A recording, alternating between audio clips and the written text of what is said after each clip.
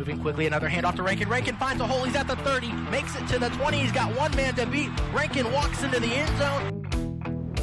Into the backfield, Braden Wright looks over top, he's going to try to find a man, he's got Alec Tatum. Tatum bobbles it, but he's in the end zone. What a connection between Braden Wright and Alec Tatum. Handoff to Rankin, Rankin right up the middle, and he's in the end zone for a Bearcat touchdown.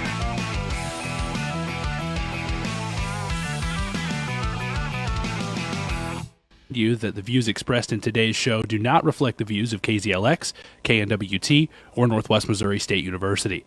Thanks for tuning in and enjoy the show. So we are going to go ahead and start with Bearcat Sports here today, guys. The Northwest men's and women's teams played in Emporia, Kansas last night against the Emporia State Hornets. We'll go ahead and start with the women's basketball team. They gave it a good ride against a very good Emporia State women's team. Came up a little bit short, though, against the Hornets. Final score in that one last night was 69-58. So, yeah, Bearcat women couldn't get on the right foot, but they'll look to turn it around tomorrow. Yeah, and looking at the box score here, Sam, it was close. The Bearcats held it tight until the fourth quarter, got outscored 22-15. But a bright side for the Bearcats basketball team, Jalen Hager went 5 for 11 from three-point land. She had 15 points. All of her points came from three-pointers, which is really cool to see. Like we said, when she gets hot, she's hot.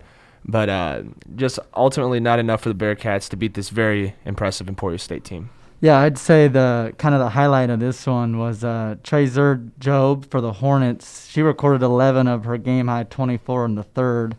And then the Bearcats then went down to go down by 9 in the fourth, and they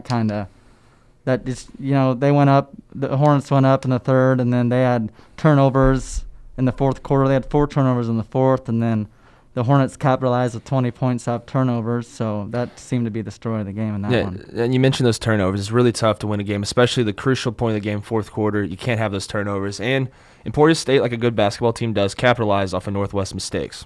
You're exactly right. I'm glad you mentioned turnovers because I was go ahead and listening to the game last night with Matt Tritton and John Coffey on the Bearcat Radio Network, and Northwest wasn't necessarily supposed to win that game. Emporia State is a very good team. Northwest isn't a bad team, but they definitely on the road in the MIAA, it's tough to win. And Northwest hung around all game.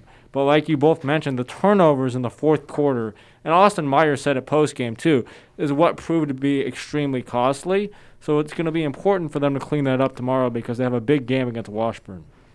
Yeah, like you said, big game tomorrow. I don't have the pulled up right now, but Washburn, a tough team. Northwest will definitely have a tough game in store for for tomorrow. But kind of like we said, Sam, and new Sam, you can get on this. When this Northwest team shoots well, they shoot well, and it looks like they were close last night, but ultimately fell a little bit short. But look for them to build off of last night and win this game on Saturday. Yeah, I think that's going to be important. Like you mentioned, when you said they shot well, 42.9% from the field is not a bad number last night. 43.2% from three is not a bad number, especially for a Northwest team that shoots a lot of threes. That's pretty decent. But when you look ahead to the Washburn game tomorrow, this Bearcat women's team actually plays Washburn twice in a row. They play them in Topeka tomorrow, and then they turn around and play the Ichabods in Bearcat Arena on Tuesday night due to a COVID rescheduled game. So those are going to be two important games, especially because if you look at the standings, Washburn is right in front of Northwest, and they're both fighting to get into that MIAA tournament in a couple of weeks. The head coach has definitely put that seed in their mind of, every game matters at this point. We're trying to get in that tournament. We're fighting and clawing. And I think Northwest has every bit of the ability and coaching to get there this year. And a quick thing I want to add, just as we were talking about the three-point shooting, Northwest, I think they almost shoot too many three-pointers. They didn't even record a free throw in the game last night. And I think it's saying something, you got to be able to attack the rim, stretch the floor, and if they're shooting too many threes, it kind of makes it easier on the Hornets, If they're not falling, it's pretty easy to play against a team that's not shooting well. That's a great point, Sam. Sometimes it seems this Northwest women's team almost becomes very one-dimensional on the offensive side of the ball. If Molly Hartnett can go up and make layups, they're going to do that. If three's working, they're going to do that. And, that's a great point, Sam. And it almost seems like last night they were taking too many threes. I don't have it in front of me, but how many threes did the team take last night? 16 of 37, I believe. Yeah, 37 is a lot of threes, especially for a women's team. And, they shot a little under half, I guess, but still not enough to win. And that's a great point, Sam. Well, we'll move on and talk about the Northwest men's team now. The Bearcat men were in a battle last night against Emporia State at White Auditorium there in Emporia, Kansas. Ended up picking up a 69-62 win, but the Hornets hung around. Yeah, they did. And, they did hang around, but history is doomed to repeat itself. It's the 8th win in a row for the Bearcats against this team, Emporia. And, lifetime record of 31-9 against them. The Bearcats have a history of dominance, especially against this program. But just Ryan Hawkins was putting on a clinic last night, double-double, 34 points, 10 rebounds. On top of 4 offensive boards, that's really impressive, And he really held it down offensively for this Bearcat team, while the other big man, Luke Waters, 15 points. But Trevor Hudgens, Diego getting the ball around, it appeared to be a team effort, and Ryan Hawkins was just getting the easy dishes to the bucket. Yeah, another thing to mention is how the men clinched their 8th straight MIAA title. And, we kind of got a little bit of help from our friends down in St. Joe at Missouri Western. That's right. As they knocked off Washburn and Topeka last night, where the Bearcats will be playing Saturday. But, yeah, it's just the same story. Ryan Hawkins, 34 points. He shot 14 for 22 from the field. That's efficient. And then, he had his 25th career double as well, as he had 10 rebounds. So. And how does a team go about guarding?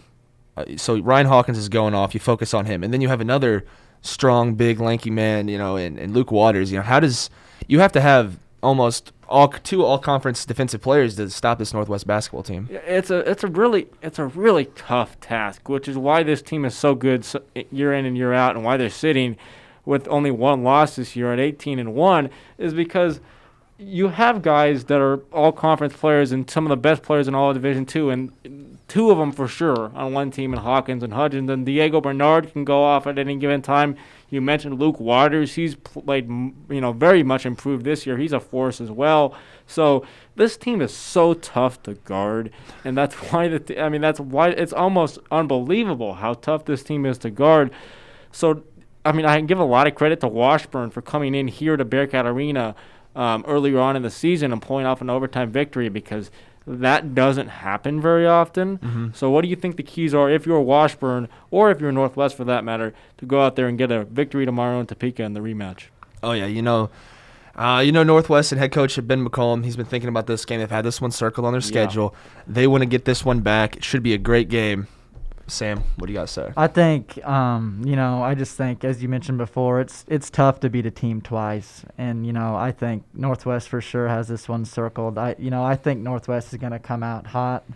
And if you're Washburn, it's tough to guard Northwest, because normally when you're facing, 1 or 2 good players, you can run a zone or whatnot. But Northwest shoots it too well. You can't run a zone. You're right. Mm-hmm. You can't run a zone. You have to play man. And with the court vision that Diego has, it's so hard to stop this Northwest team, Yeah, between Diego and Trevor, dishing the ball all over the place, it's really tough. And I like, Sam, that you mentioned the zone, because you're exactly right. You would think that teams could get in that and end up holding Northwest down a little bit, but there are too many shooters on this team to run that. I think one thing that worked at times for Missouri Western in the beginning of the basketball game here at Bearcat Arena was they ran kind of this matchup press, which kind of can slow teams down offensively and get them out of their rhythm.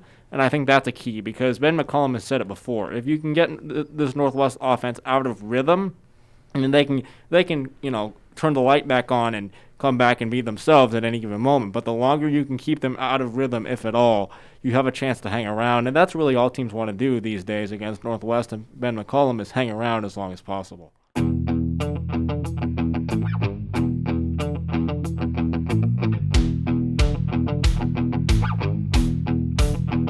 We're going to get into a little bit of an NFL mock draft, just the top 10 picks, as that's coming a little bit around the corner in April. So that's an exciting time. Everybody loves the NFL draft. Everybody loves mock drafts. There are way too many of them to even keep track of, but, that's okay. So we're going to go through a little bit of our own mock drafts here today, and I do also have Sam Steinmeier's picks as well to discuss. So that'll be thrown in here as well, as Sam has given me his picks. They are the same as we gave them also on day-to-day picks yesterday, which I did change mine up a little bit just to have a little bit of a difference. But we're going to go ahead and do that. We'll start with number 1 here, the Jacksonville Jaguars on the clock here with the first overall pick. This one's fairly obvious, guys, but where are we going? I'm taking Trevor Lawrence, the quarterback from Clemson. I'm taking Trevor Lawrence. I'm taking Trevor Lawrence, too. I think if they don't take Trevor Lawrence, they're very clueless. But I think they're going to take Trevor Lawrence. I think this is an easy pick, probably the easiest one in the top 10. So we'll kind of skip that because here's where it gets interesting. My second favorite team behind the Chiefs is the New York Jets at number 2. There are a lot of ways the Jets can go here. They can trade down the pick. They can go quarterback. They can go Penei Sewell, an offensive lineman. They can go receiver. Interesting to get your thoughts here, guys, first before I go with my prediction. Where do we think the Jets are going at 2? Go ahead, Sam. I'm going to have the Jets taking Jamar Chase with the second overall pick. I just think his all-around skill set kind of allows the team to give their quarterback a primary target, and then they can use the rest of their weapons in a more specialized way. Steven? I could definitely see them going that route or the Alabama route and the 2 talented receivers in this draft. I could see them taking Jalen Waddle over Devontae Smith just for size. But, just for skill. Jalen's actually the shorter one, sorry. But he is that true slot receiver. Sam Darnold's still under center as of now.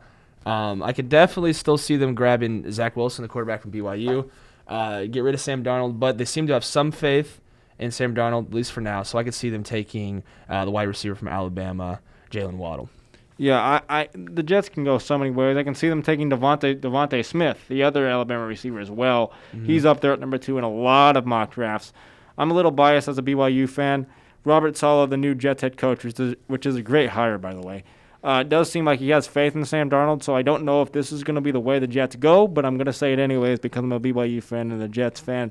I have Zach Wilson going number 2 to the Jets. I think outside of Trevor Lawrence, I think Zach is more NFL ready than Justin Fields. Which is why I would go Wilson over Fields here if you're going to take a quarterback. If you don't take a quarterback, I totally get taking Chase or Smith or Waddle. But I would definitely take Wilson over Fields.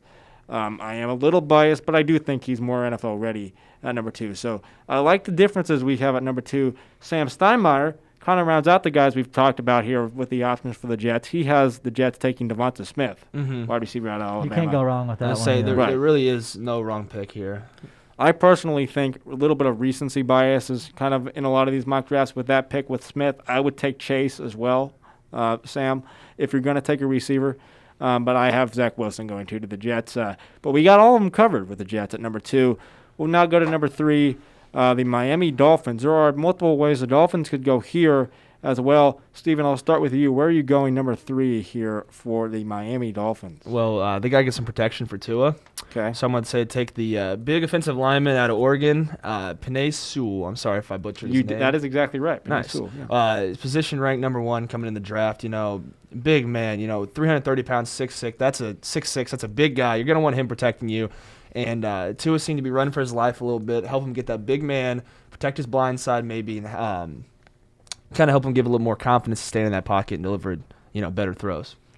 Yeah, I've got the Dolphins taking Sewell from Oregon. I just think he's a true blind side blocker. And, they compare him to Orlando Pace, and that's someone to be compared to. Yeah. And I think that you need to build around a guy like Tua. You've got to protect a guy like him. You can't just add receivers if you can't get the ball off, as we saw in the Super Bowl. You need the people up front to do it for you. It's still a chess game. You still got to have your big guys up front blocking for you. Yeah, I agree. I think it makes the most sense for the Dolphins to go Penei Sewell. But I just think they're too focused on getting weapons for Tua, and they see a guy like Jamar Chase still sitting on the board. At least if you're me, Jamar Chase is still available, and they think he's too much of a generational talent. So I have them taking Jamar Chase, the wide receiver out of LSU. That's still a great pick, regardless. Yeah. Sam Steinmeier going in the same direction as I am, Jamar Chase out of LSU. But, yeah, there are a lot of good ways to go. I think, honestly, the most sense is Penei Sewell with that pick at number 3. The Falcons at number 4, there's a lot of rumors they might trade down out of this pick. I think this is to me, this pick, you have to make it at number 4, and there's an obvious solution based off of my board. Sam and I are in agreement on this one, too. We both have the Falcons taking Justin Fields, the quarterback out of Ohio State at 4. He did go, obviously, to Ohio State, but he is from the state of Georgia outside of Atlanta, so a little bit of a homecoming for Justin Fields. He can sit behind Matt Ryan for a couple of years and learn and then kind of take over the team in a few years. Where do you have the Falcons going, guys? Well, on my board, Zach Wilson's still available. Sure. Jets didn't take him. So I'm going to say Atlanta takes Zach Wilson. That's a great fit for them. If he makes it that far in the draft, it's still a great quarterback. But he's a great fit for Atlanta, like you said. Like you said, Matt Ryan can kind of coach him up a little bit. Matt Ryan's a great guy. He seems like a class act. He wouldn't just Brett Favre, the new guy. Right. So I'd like to see him go over there. But like you said, it very well could be Justin Fields. Either or seems like a great pick, but Zach Wilson would do better there, in my opinion. And as you mentioned before, if I'm the Falcons, I'd probably trade down this spot. But, with the 4th pick, if I'm the Falcons, I'm taking defense. Okay. And, they don't need a cornerback, and so I'd take the 2nd-ranked player behind a corner, Kwity Paye, Okay. defensive end out of Michigan, because the Falcons, they need defense. Desperately. Yes. Yeah, that makes a lot of sense. Sam. I wouldn't be shocked if they go defense. Wouldn't be shocked if they go quarterback, but honestly, I kind of agree. They should probably trade down, but I'm trading down in these mock drafts is too complicated for me, so I'm just making a pick. Yep. But yeah, no, it's. I think if the Jets don't go with Wilson at 2, I would love to see him in Atlanta at number 4, like you mentioned, Steven. There's a lot of ways they can go here. Number 5 with the Bengals, another interesting one. To me, if this guy is still on the board, it's an obvious pick. Penei Sewell is still on my board. I think Joe Burrow needs protection, especially if Sewell is still available. You got to take Penei Sewell here. Sam Steinmeier is in agreement. Penei Sewell to the Bengals at 5. Sam, we'll go over to you. What do you think the Bengals do at number 5? With number 5, I've got the Bengals taking Rashawn Slater, a tackle out of Northwestern, just because I think it makes the most sense. You need to protect your first pick, Joe Burrow. And I think Rashawn Slater, he's going to be a Pro Bowler in 2 years. That just makes the most sense short term. Even if it's not long term, he's going to be good for you for the first 4 years of his career. It's a great point. My draft, he is, however, not available. But going along the protection, and I'm going to add in A.J. Green probably doesn't have a lot of time left in Cincinnati. And it is kind of Joe Burrow's man right now. So I'm taking the big tight end out of Florida, I like that. Kyle Pitts. Blocking tight end. But however, in this new stage of the game, he can do more than just block. He's not a running tight end. He can he can run seams. He can go out as wide receiver. He can do just about anything for a guy that size. And I think he'd be a great in the run game, not only for Joe Burrow, but also the passing game.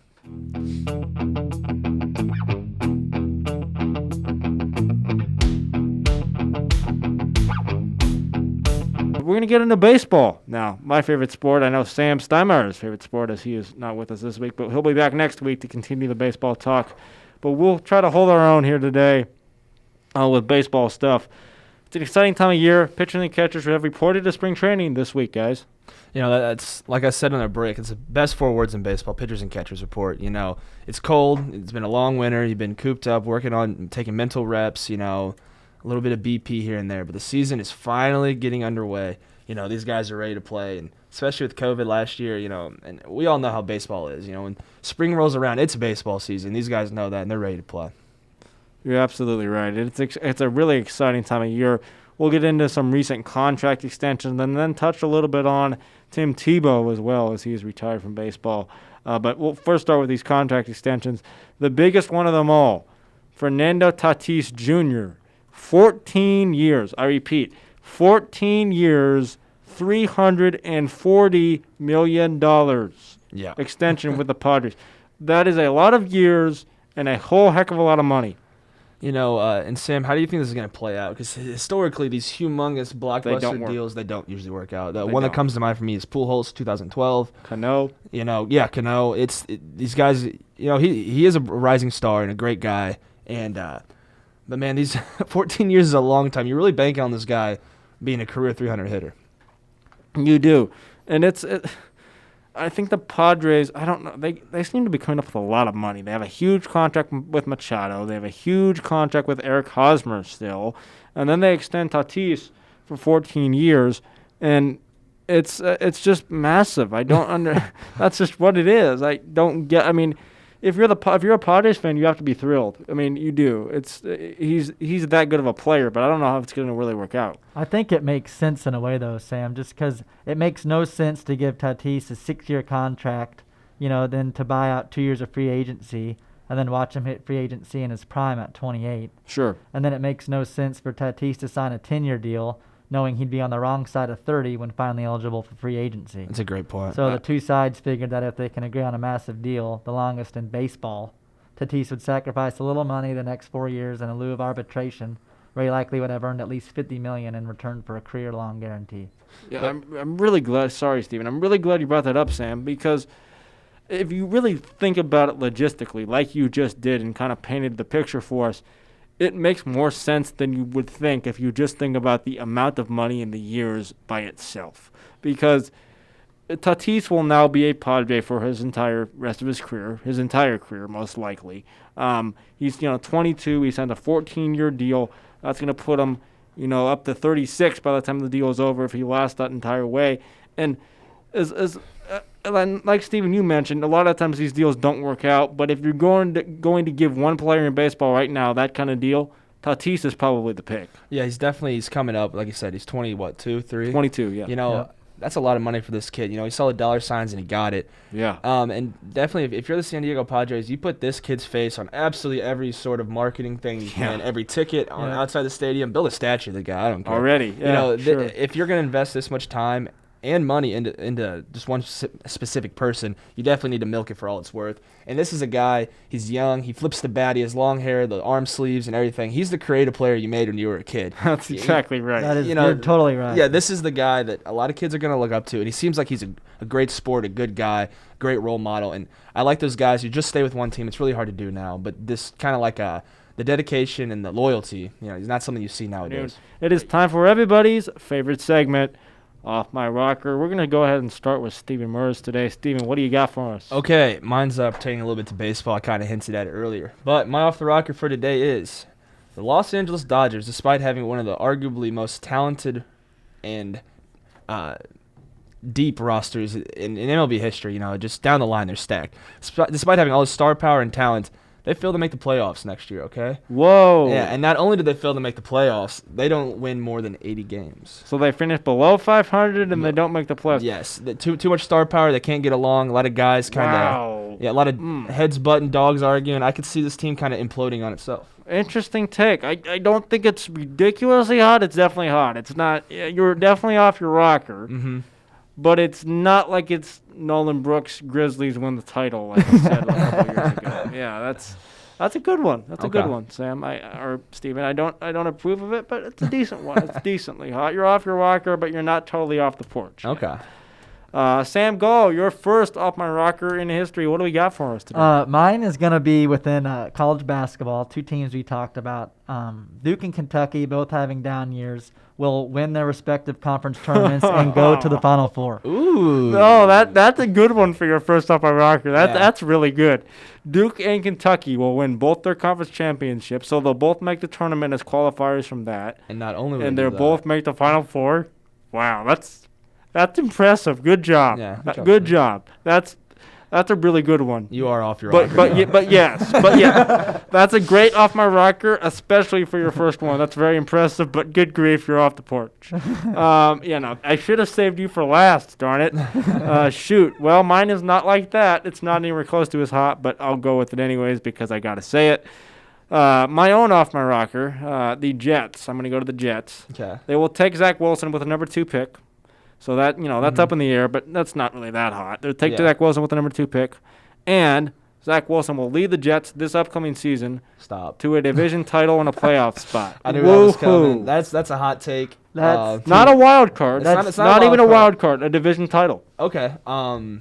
So sorry, Bills. Yeah. Okay. They got the Bills. Let me look who else is in the division. Patriots are in that division. Yeah. Okay. They can beat the Patriots. They can beat the Patriots. I don't see that happening. Josh Allen coming off the hottest year of his career. Doesn't look like he's slowing down anytime soon. Just Stephon Diggs.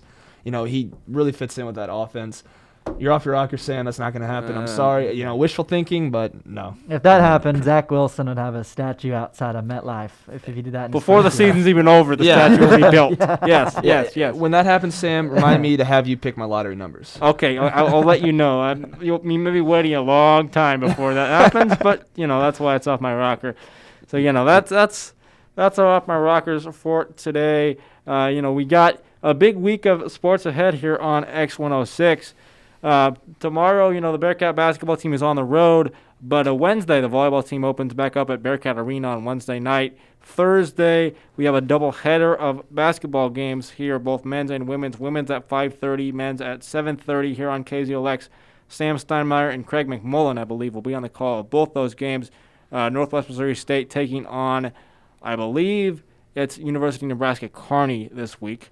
And then Saturday as well, we got a doubleheader of action. Saturday on X106, the final day of the regular season for the Bearcat men's and women's basketball teams, Bearcats and the Fort Hays State Tigers. Of the men's game or women's game of that one will tip off at 1:30 on Saturday, a week from tomorrow. The 27th, I believe, is the date of that game. Of those two games, I believe it is Kenzie Peterman and Calvin Silvers on the call of the women's game, and myself and Craig McMullen for the men's game. And then we've got MIAA tournament games, so we'll have a couple of games, hopefully. Now that Northwest has locked up the title, if they can beat Washburn tomorrow, I think it is set in stone that we at least would get the 1 seed, which means if Northwest wins their Wednesday matchup, they would host the semis and finals of the tournament here in Maryville, which would mean more games on KZLX, which is always a good thing. But that will do it today for today's episode of Day-to-Day Picks.